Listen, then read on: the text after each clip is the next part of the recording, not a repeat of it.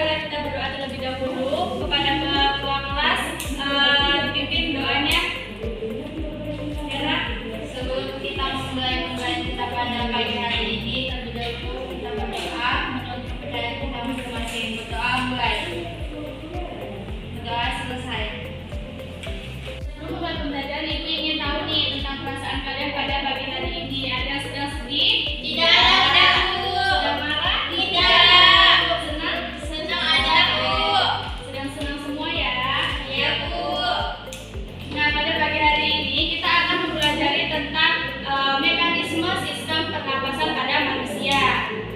Sudah memberitahu kepada kalian semua untuk pada pagi hari ini kita akan mengadakan pretest. Nah, silakan Anda semua scan untuk memulai pretestnya.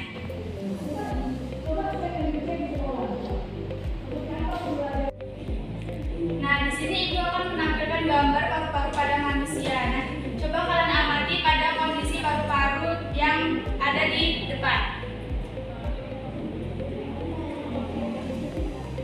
Saya, Bu. Ketiga, selesai. Iya, ya. Gambar di depan itu menunjukkan bahwa paru-parunya itu ada cairan, ada seperti cairan gitu, Bu. Ya, benar ya.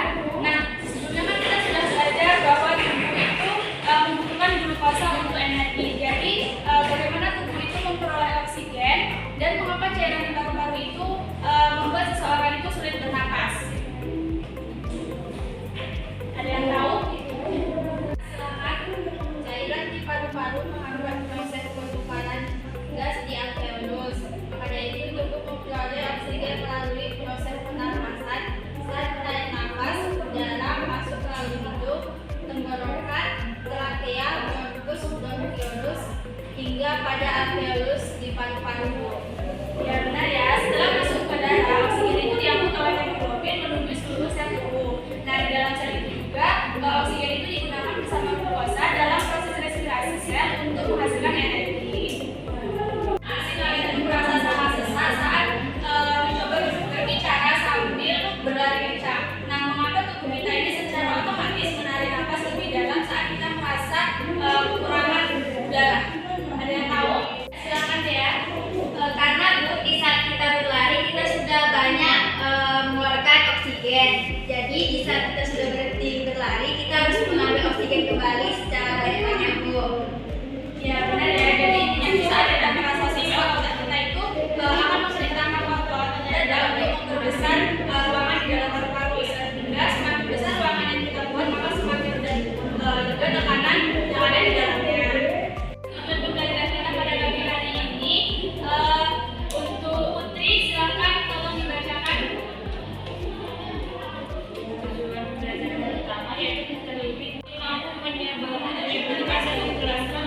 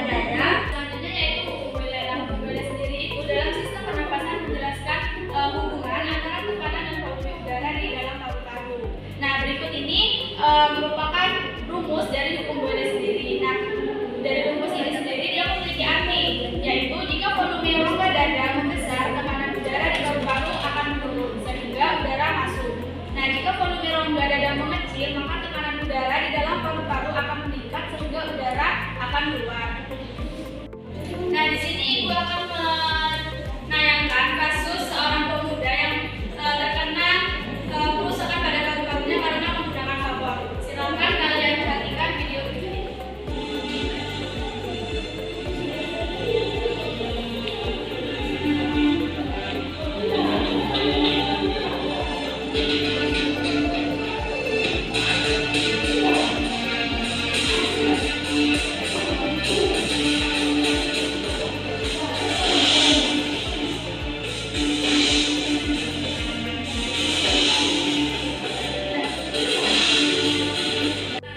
Jawab kasus yang ada di depan itu akan membagikan LTPD.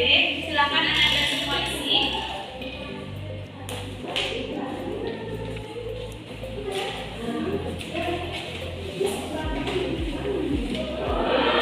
Bagaimana kelompok satu?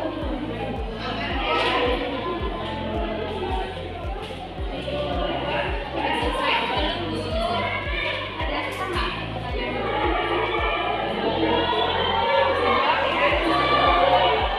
Sudah selesai semua? Sudah.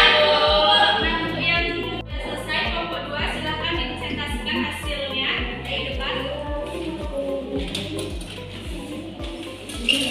Assalamualaikum warahmatullahi wabarakatuh. Waalaikumsalam warahmatullahi wabarakatuh. Baik, di sini kami akan membacakan hasil diskusi kelompok 2.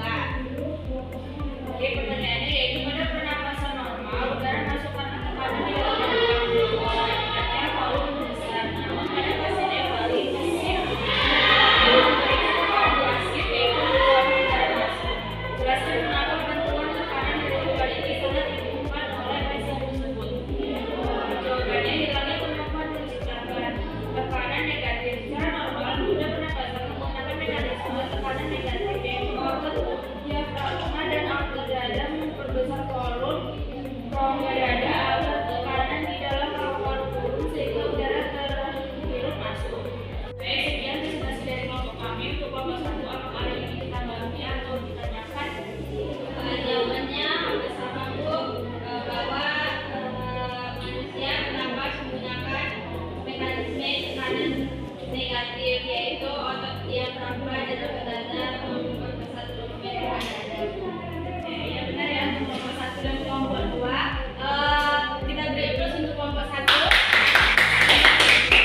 Silakan untuk kelompok 1 bisa kembali ke tempat duduknya.